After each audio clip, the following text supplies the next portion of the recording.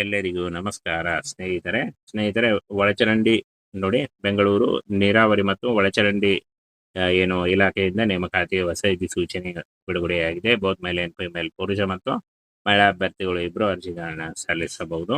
Online ಅರ್ಜಿಗಳನ್ನ ಆಹ್ವಾನಿಸಲಾಗಿದೆ. ನೋಡಿ, online ಮೂಲಕ ನೀವು ಈ ಅಪ್ಲಿಕೇಶನ್ ಫಾರ್ಮ್ ಫಿಲ್ ಮಾಡುವುದರ ಮೂಲಕ ಅರ್ಜಿಗಳನ್ನ ಸಲ್ಲಿಸಬಹುದು. ಈ ಒಂದು ಹುದ್ದೆಗಳ ಬಗ್ಗೆ ನೋಟಿಫಿಕೇಶನ್ ನಮ್ಮ ಟೆಲಿಗ್ರಾಮ್ ಚಾನಲ್ ಇರುತ್ತೆ ನೋಡಿ, ಅಲ್ಲಿ ಹೋಗಿ ನೀವು ಡೌನ್ಲೋಡ್ ಮಾಡಿಕೊಂಡು ಇನ್ನೂ ಹೆಚ್ಚಿನ ಮಾಹಿತಿಯನ್ನು ತಿಳ್ಕೊಳ್ಬಹುದಾಗಿರುತ್ತೆ. ನೋಡಿ, ನೇಮಕಾತಿಯ ಸಂಸ್ಥೆಯನ್ನು ನೋಡೋದಾದ್ರೆ ಕರ್ನಾಟಕ ಪರೀಕ್ಷಾ ಪ್ರಾಧಿಕಾರ ಆಗಿರುತ್ತೆ. ಹುದ್ದೆಗಳ ಹೆಸರು ಸಹಾಯಕ ಕಾರ್ಯಪಾಲ ಅಭಿಯಂತರು ಸಿವಿಲ್ ಮತ್ತು ಸಹಾಯಕ ಅಭಿಯಂತರು ಸಿವಿಲ್ ಮೆಕ್ಯಾನಿಕ್ ಕಂಪ್ಯೂಟರ್ ಸೈನ್ಸ್ ಹುದ್ದೆಗಳಿಗೆ ಅರ್ಜಿಗಳನ್ನ ಸಲ್ಲಿಸಬಹುದು. ಒಟ್ಟು 23 ಹುದ್ದೆಗಳಿದಾವೆ. ಕಲ್ಯಾಣ ಕರ್ನಾಟಕ ವೃಂದಕ್ಕೆ 3 ಹುದ್ದೆಗಳು ಹಾಗೂ ಮೂಲ ವೃಂದಕ್ಕೆ 20 ಹುದ್ದೆಗಳಿದಾವೆ. ಉದ್ಯೋಗ ಸ್ಥಳ ಕರ್ನಾಟಕದಾದ್ಯಂತ ಇರುತ್ತೆ. ಹಾಗೆ ಅರ್ಜಿ ಸಲ್ಲಿಸುವ ಬಗ್ಗೆ ಆನ್ಲೈನ್ ಮೂಲಕ ಅಫಿಷಿಯಲ್ ವೆಬ್ಸೈಟ್ಗೆ ಹೋಗಿ ನೀವು ಅಪ್ಲಿಕೇಶನ್ ಫಾರ್ಮ್ ಫಿಲ್ ಮಾಡುವುದರ ಮೂಲಕ ಅರ್ಜಿಗಳನ್ನ ಸಲ್ಲಿಸಬಹುದು. ಇನ್ನು ಹುದ್ದೆಗಳು ನೋಡಿ, ಸಹಾಯಕ ಅಭಿಯಂತರು ಕೃಷಿ ಮಾರಾಟ ಇಲಾಖೆ 10 ಹುದ್ದೆಗೆ ಹಾಗೂ ಸಹಾಯಕ ಅಭಿಯಂತರು ಸಿವಿಲ್ ಬೆಂಗಳೂರು ನಗರ ನೀರು ಸರಬರಾಜು ಮಂಡಳಿ 13 ಹುದ್ದೆಗಳು. ಹಾಗೆ ಸಹಾಯಕ ಅಭಿಯಂತರು ಮೆಕ್ಯಾನಿಕಲ್ ಬೆಂಗಳೂರು ನಗರ ನೀರು ಸರಬರಾಜು ಮಂಡಳಿ 2 ಹುದ್ದೆಗಳು. ಹಾಗೆ ಸಹಾಯ ಅಭಿಯಂತರು ಕಂಪ್ಯೂಟರ್ ಸೈನ್ಸ್ 1 ಹುದ್ದೆ ಇದೆ. ನೋಡಿ ಈ ಒಂದು ಹುದ್ದೆಗಳಿಗೆ ಆಯ್ಕೆ ಮಾಡಿಕೊಂಡು ನೀವು ಅರ್ಜಿಗಳನ್ನ ಸಲ್ಲಿಸಬಹುದು. ಎನಿ ಡಿಗ್ರಿ ಮತ್ತು PUC ಹಾಗೂ ಎನಿ ಡಿಗ್ರಿ ಪಾಸ್ ಆದಂತಹ ಅಭ್ಯರ್ಥಿಗಳು ಈ ಒಂದು ಹುದ್ದೆಗಳಿಗೆ ಅರ್ಜಿಗಳನ್ನ ಸಲ್ಲಿಸಬಹುದಾಗಿರುತ್ತೆ. ಇನ್ನು ವಯೋಮಿತಿಯನ್ನು ನೋಡೋದಾದ್ರೆ 18ರಿಂದ 40 ವರ್ಷದ ಒಳಗಿನವರು ಅರ್ಜಿಗಳನ್ನ ಸಲ್ಲಿಸಬಹುದು. ಸಾಮಾನ್ಯ ಅರ್ಹತೆ ಇದ್ದಂತಹ ಅಭ್ಯರ್ಥಿಗಳಿಗೆ 40 ವರ್ಷ, ಪ್ರವರ್ಗ 2A 2B 3A 3B ಅಭ್ಯರ್ಥಿಗಳಿಗೆ 43 ವರ್ಷ. ಇನ್ನು ಪರಿಶಿಷ್ಟ ಜಾತಿ ಪರಿಶಿಷ್ಟ ಪಂಗಡ ಪ್ರವರ್ಗ 1 ಅಭ್ಯರ್ಥಿಗಳಿಗೆ 45 ವರ್ಷದ ಒಳಗಿನವರು ಅರ್ಜಿಗಳನ್ನ ಸಲ್ಲಿಸಬಹುದು. ಇನ್ನು ವೇತನ ಶ್ರೇಣಿಯನ್ನ ನೋಡೋದಾದ್ರೆ ಸಹಾಯಕ ಕಾರ್ಯಪಾಲ ಅಭಿಯಂತರು 73,000ದಿಂದ 1,55,000 ಇರುತ್ತೆ. ಹಾಗೆ ಸಹಾಯಕ ಅಭಿಯಂತರು ಸಿವಿಲ್ ನೋಡಿ, ಕೃಷಿ ಮಾರಾಟ ಇಲಾಖೆ ಕರ್ನಾಟಕ ರಾಜ್ಯ ಸಣ್ಣ ಕೈಗಾರಿಕೆಗಳ ಅಭಿವೃದ್ಧಿ ನಿಗಮ ಈ ಒಂದು ಹುದ್ದೆಗಳಿಗೆ 1,34,000 ಇರುತ್ತೆ. ಆನಂತರ ಬೆಂಗಳೂರು ನಗರ ನೀರು ಸರಬರಾಜು ಒಳಚರಂಡಿ ಮಂಡಳಿ ಈ ಒಂದು ಹುದ್ದೆಗಳಿಗೆ 53,000ದಿಂದ 1,15,000ವರೆಗೂ ಪರ್ ಮಂತ್ ಸ್ಯಾಲರಿ ಆಗಿರುತ್ತೆ. ಇನ್ನು ಅರ್ಜಿ ಶುಲ್ಕವನ್ನು ನೋಡೋದಾದ್ರೆ ಸಾಮಾನ್ಯ ಅರ್ಹತೆ ಮತ್ತು ಹಿಂದುಳಿದ ವರ್ಗಗಳಿಗೆ 750 ರೂಪಾಯಿ ಇದ್ರೆ, ಪರಿಶಿಷ್ಟ ಜಾತಿ ಪರಿಶಿಷ್ಟ ಪಂಗಡ ಪ್ರವರ್ಗ 1 ಮಾಜಿ ಸೈನಿಕ ಅಭ್ಯರ್ಥಿಗಳಿಗೆ 500 ರೂಪಾಯಿ ಇರುತ್ತೆ. ಇನ್ನು ವಿಶೇಷ ಚೇತನ ಮಕ್ಕಳಿಗೆ ಅಭ್ಯರ್ಥಿಗಳಿಗೆ 40% ಹೆಚ್ಚು ಅಂಗವಿಕಲ ಹೊಂದಿದವರಿಗೆ 250 ರೂಪಾಯಿ ಇರುತ್ತೆ. ಹಾಗೆ 1ಕ್ಕಿಂತ ಹೆಚ್ಚಿನ ಹುದ್ದೆಗಳಿಗೆ ಅರ್ಜಿ ಸಲ್ಲಿಸುವಾಗ ಪ್ರತಿ ಹುದ್ದೆಗೆ ಹೆಚ್ಚುವರಿ 100 ರೂಪಾಯಿ ಅರ್ಜಿ ಶುಲ್ಕ ಪಾವತಿಸಬೇಕಾಗುತ್ತೆ ಅಂತ ಕೊಟ್ಟಿದ್ದಾರೆ ನೋಡಿ. ಇನ್ನು ಅರ್ಜಿಗಳನ್ನ ನೇರವಾಗಿ ಅಫಿಷಿಯಲ್ ವೆಬ್ಸೈಟ್ಗೆ ಹೋಗಿ ನೀವು ಅಪ್ಲಿಕೇಶನ್ ಫಾರ್ಮ್ ಫಿಲ್ ಮಾಡುವುದರ ಮೂಲಕ ಅರ್ಜಿಗಳನ್ನ ಸಲ್ಲಿಸಬೇಕು.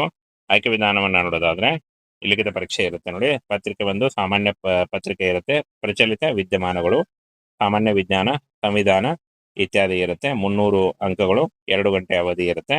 ಇನ್ನು ಪತ್ರಿಕೆ 2 ನಿರ್ದಿಷ್ಟ ಪತ್ರಿಕೆ ಇರುತ್ತೆ. ಪಠ್ಯಕ್ರಮದ ಆಧಾರದ ಮೇಲೆ 300 ಅಂಕಗಳು, 2 ಗಂಟೆ ಅವಧಿ ಇರುತ್ತೆ. ಹಾಗೆ ಪ್ರತಿ ತಪ್ಪು ಉತ್ತರಕ್ಕೆ 0.75 ತಪ್ಪು ಉತ್ತರಕ್ಕೆ ಒಂದು ಋಣಾತ್ಮಕ ಅಂದ್ರೆ ಮೈನಸ್ ಅಂಕಗಳು ಇರ್ತವೆ ನೋಡಿ. ಆನಂತರ ಕಡ್ಡಾಯ ಕನ್ನಡ ಭಾಷಾ ಪರೀಕ್ಷೆ SLC ಕನ್ನಡವನ್ನು ಪ್ರಥಮ ಹಾಗೂ ದ್ವಿತೀಯ ಭಾಷೆಯಾಗಿ ಓದದ ಅಭ್ಯರ್ಥಿಗಳಿಗೆ 150 ಅಂಕಗಳ ಕನ್ನಡ ಪರೀಕ್ಷೆ ಇರಲಿದ್ದು, ಇದರಲ್ಲಿ ಕನಿಷ್ಠ 50 ಅಂಕಗಳನ್ನು ಗಳಿಸಿ ಅರ್ಹತೆಯನ್ನ ಪಡೆಯಬೇಕು ಅಂತ ಕೊಟ್ಟಿದ್ದಾರೆ ನೋಡಿ. ಇನ್ನು ಫ್ರೆಂಡ್ಸ್, ಈ ಒಂದು ಹುದ್ದೆಗಳಿಗೆ ಅರ್ಜಿ ಸಲ್ಲಿಸುವಂತಹ ಅಭ್ಯರ್ಥಿಗಳಿಗೆ ಆನ್ಲೈನ್ ಅಫಿಷಿಯಲ್ ವೆಬ್ಸೈಟ್ಗೆ ಹೋಗಿ ನೀವು ಅಪ್ಲಿಕೇಶನ್ ಫಾರ್ಮ್ ಫಿಲ್ ಮಾಡುವುದರ ಮೂಲಕ ಅರ್ಜಿಗಳನ್ನ ಸಲ್ಲಿಸಬೇಕಾಗತ್ತೆ. 21/5/2026ರಿಂದ ಅರ್ಜಿ ಸಲ್ಲಿಕೆ ಶುರುವಾದರೆ 4/6/2026 ಅರ್ಜಿ ಸಲ್ಲಿಸಲು ಕೊನೆಯ ದಿನಾಂಕ ಆಗಿರುತ್ತೆ ನೋಡಿ. ಈ ಒಂದು ಕೊನೆಯ ದಿನಾಂಕದೊಳಗಾಗಿ ಅಫಿಷಿಯಲ್ ವೆಬ್ಸೈಟ್ಗೆ ಹೋಗಿ ಅಪ್ಲಿಕೇಶನ್ ಫಾರ್ಮ್ ಫಿಲ್ ಮಾಡುವುದರ ಮೂಲಕ ಅರ್ಜಿಗಳನ್ನ ಸಲ್ಲಿಸಬೇಕು. ಅರ್ಜಿ ಸಲ್ಲಿಸುವಾಗ caste income certificate, photo, educational documents ಮತ್ತು ನಿಮ್ಮ ಆಧಾರ್ ಕಾರ್ಡ್ ಇಷ್ಟನ್ನ ತೆಗೆದುಕೊಂಡು ನೀವು ಆನ್ಲೈನ್ ಅರ್ಜಿಗಳನ್ನ ಸಲ್ಲಿಸಬೇಕಾಗತ್ತೆ. ಸ್ನೇಹಿತರೆ, ಒಳಚರಂಡಿ ನೋಡಿ, ಬೆಂಗಳೂರು ನೀರಾವರಿ ಮತ್ತು ಒಳಚರಂಡಿ ಏನು ಇಲಾಖೆಯಿಂದ ನೇಮಕಾತಿಯ ಹೊಸ ಸೂಚನೆ ಬಿಡುಗಡೆಯಾಗಿದೆ. ಬೋತ್ ಮೇಲ್ ಅಂಡ್ ಫಿಮೇಲ್, ಪುರುಷ ಮತ್ತು ಮಹಿಳಾ ಅಭ್ಯರ್ಥಿಗಳು ಇಬ್ಬರು ಅರ್ಜಿಗಳನ್ನ ಸಲ್ಲಿಸಬಹುದು. ಆನ್ಲೈನ್ ಅರ್ಜಿಗಳನ್ನ ಆಹ್ವಾನಿಸಲಾಗಿದೆ ನೋಡಿ. ಆನ್ಲೈನ್ ಮೂಲಕ ನೀವು ಈ ಅಪ್ಲಿಕೇಶನ್ ಫಾರ್ಮ್ ಫಿಲ್ ಮಾಡುವುದರ ಮೂಲಕ ಅರ್ಜಿಗಳನ್ನ ಸಲ್ಲಿಸಬಹುದು. ಈ ಒಂದು ಹುದ್ದೆಗಳ ಬಗ್ಗೆ ನೋಟಿಫಿಕೇಶನ್ ನಮ್ಮ ಟೆಲಿಗ್ರಾಮ್ ಚಾನಲ್ ಇರುತ್ತೆ ನೋಡಿ, ಅಲ್ಲಿ ಹೋಗಿ ನೀವು ಡೌನ್ಲೋಡ್ ಮಾಡಿಕೊಂಡು ಇನ್ನೂ ಹೆಚ್ಚಿನ ಮಾಹಿತಿಯನ್ನು ತಿಳ್ಕೊಳ್ಬಹುದಾಗಿರುತ್ತೆ. ನೋಡಿ, ನೇಮಕಾತಿಯ ಸಂಸ್ಥೆಯನ್ನು ನೋಡೋದಾದ್ರೆ ಕರ್ನಾಟಕ ಪರೀಕ್ಷಾ ಪ್ರಾಧಿಕಾರ ಆಗಿರುತ್ತೆ. ಹುದ್ದೆಗಳ ಹೆಸರು ಸಹಾಯಕ ಕಾರ್ಯಪಾಲ ಅಭಿಯಂತರು ಸಿವಿಲ್ ಮತ್ತು ಸಹಾಯಕ ಅಭಿಯಂತರು ಸಿವಿಲ್ ಮೆಕ್ಯಾನಿಕ್ ಕಂಪ್ಯೂಟರ್ ಸೈನ್ಸ್ ಹುದ್ದೆಗಳಿಗೆ ಅರ್ಜಿಗಳನ್ನ ಸಲ್ಲಿಸಬಹುದು. ಒಟ್ಟು 23 ಹುದ್ದೆಗಳಿದ್ದಾವೆ. ಕಲ್ಯಾಣ ಕರ್ನಾಟಕ ವೃಂದಕ್ಕೆ 3 ಹುದ್ದೆಗಳು ಹಾಗೂ ಮೂಲ ವೃಂದಕ್ಕೆ 20 ಹುದ್ದೆಗಳಿದ್ದಾವೆ. ಉದ್ಯೋಗ ಸ್ಥಳ ಕರ್ನಾಟಕದಾದ್ಯಂತ ಇರುತ್ತೆ. ಹಾಗೆ ಅರ್ಜಿ ಸಲ್ಲಿಸುವ ಬಗ್ಗೆ ಆನ್ಲೈನ್ ಮೂಲಕ ಅಫಿಷಿಯಲ್ ವೆಬ್ಸೈಟ್ಗೆ ಹೋಗಿ ನೀವು ಅಪ್ಲಿಕೇಶನ್ ಫಾರ್ಮ್ ಫಿಲ್ ಮಾಡುವುದರ ಮೂಲಕ ಅರ್ಜಿಗಳನ್ನ ಸಲ್ಲಿಸಬಹುದು. ಇನ್ನು ಹುದ್ದೆಗಳು ನೋಡಿ, ಸಹಾಯಕ ಅಭಿಯಂತರು ಕೃಷಿ ಮಾರಾಟ ಇಲಾಖೆ 10 ಹುದ್ದೆಗೆ ಹಾಗೂ ಸಹಾಯಕ ಅಭಿಯಂತರು ಸಿವಿಲ್ ಬೆಂಗಳೂರು ನಗರ ನೀರು ಸರಬರಾಜು ಮಂಡಳಿ 13 ಹುದ್ದೆಗಳು. ಹಾಗೆ ಸಹಾಯಕ ಅಭಿಯಂತರು ಮೆಕ್ಯಾನಿಕಲ್ ಬೆಂಗಳೂರು ನಗರ ನೀರು ಸರಬರಾಜು ಮಂಡಳಿ 2 ಹುದ್ದೆಗಳು. ಹಾಗೆ ಸಹಾಯ ಅಭಿಯಂತರು ಕಂಪ್ಯೂಟರ್ ಸೈನ್ಸ್ 1 ಹುದ್ದೆ ಇದೆ ನೋಡಿ ಈ ಒಂದು ಹುದ್ದೆಗಳಿಗೆ ಆಯ್ಕೆ ಮಾಡಿಕೊಂಡು ನೀವು ಅರ್ಜಿಗಳನ್ನ ಸಲ್ಲಿಸಬಹುದು. ಎನಿ ಡಿಗ್ರಿ ಮತ್ತು PUC ಹಾಗೂ ಎನಿ ಡಿಗ್ರಿ ಪಾಸ್ ಆದಂತಹ ಅಭ್ಯರ್ಥಿಗಳು ಈ ಒಂದು ಹುದ್ದೆಗಳಿಗೆ ಅರ್ಜಿಗಳನ್ನ ಸಲ್ಲಿಸಬಹುದಾಗಿರುತ್ತೆ.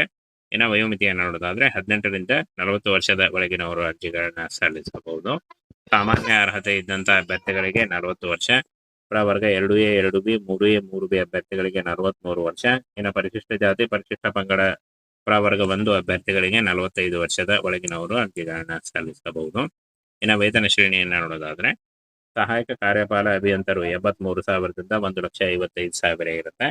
ಹಾಗೆ ಸಹಾಯಕ ಅಭಿಯಂತರು ಸಿವಿಲ್ ನೋಡಿ, ಕೃಷಿ ಮಾರಾಟ ಇಲಾಖೆ ಕರ್ನಾಟಕ ರಾಜ್ಯ ಸಣ್ಣ ಕೈಗಾರಿಕೆಗಳ ಅಭಿವೃದ್ಧಿ ನಿಗಮ ಈ ಒಂದು ಹುದ್ದೆಗಳಿಗೆ 1,34,000 ಇರುತ್ತೆ.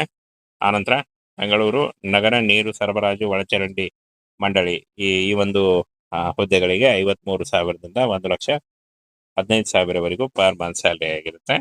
ಇನ್ನು ಅರ್ಜಿ ಶುಲ್ಕವನ್ನು ನೋಡೋದಾದ್ರೆ ಸಾಮಾನ್ಯ ಅರ್ಹತೆ ಮತ್ತು ಹಿಂದುಳಿದ ವರ್ಗಗಳಿಗೆ 750 ರೂಪಾಯಿ ಇದ್ರೆ, ಪರಿಶಿಷ್ಟ ಜಾತಿ ಪರಿಶಿಷ್ಟ ಪಂಗಡ ಪ್ರವರ್ಗ 1 ಮಾಜಿ ಸೈನಿಕ ಅಭ್ಯರ್ಥಿಗಳಿಗೆ 500 ರೂಪಾಯಿ ಇರುತ್ತೆ.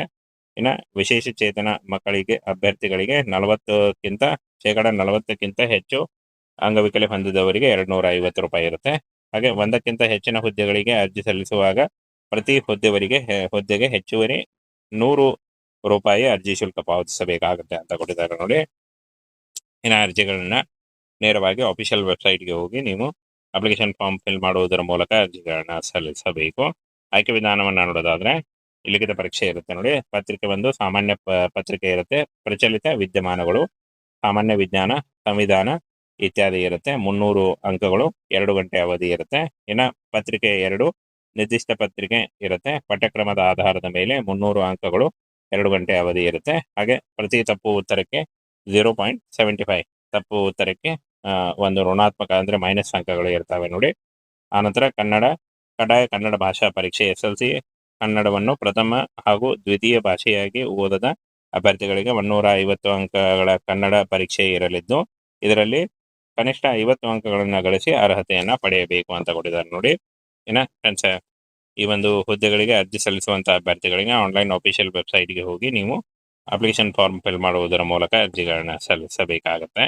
21/5/2026 ಅರ್ಜಿ ಸಲ್ಲಿಕೆ ಶುರುವಾದರೆ 4/6/2026 ಅರ್ಜಿ ಸಲ್ಲಿಸಲು ಕೊನೆಯ ದಿನಾಂಕ ಆಗಿರುತ್ತೆ ನೋಡಿ. ಈ ಒಂದು ಕೊನೆಯ ದಿನಾಂಕದೊಳಗಾಗಿ ಅಫಿಷಿಯಲ್ ವೆಬ್ಸೈಟ್ಗೆ ಹೋಗಿ ಅಪ್ಲಿಕೇಶನ್ ಫಾರ್ಮ್ ಫಿಲ್ ಮಾಡುವುದರ ಮೂಲಕ ಅರ್ಜಿಗಳನ್ನ ಸಲ್ಲಿಸಬೇಕು. ಅರ್ಜಿ ಸಲ್ಲಿಸುವಾಗ caste income certificate, photo, educational documents ಮತ್ತು ನಿಮ್ಮ ಆಧಾರ್ ಕಾರ್ಡ್ ಇಷ್ಟನ್ನ ತೆಗೆದುಕೊಂಡು ನೀವು ಆನ್ಲೈನ್ ಅರ್ಜಿಗಳನ್ನ ಸಲ್ಲಿಸಬೇಕಾಗುತ್ತೆ.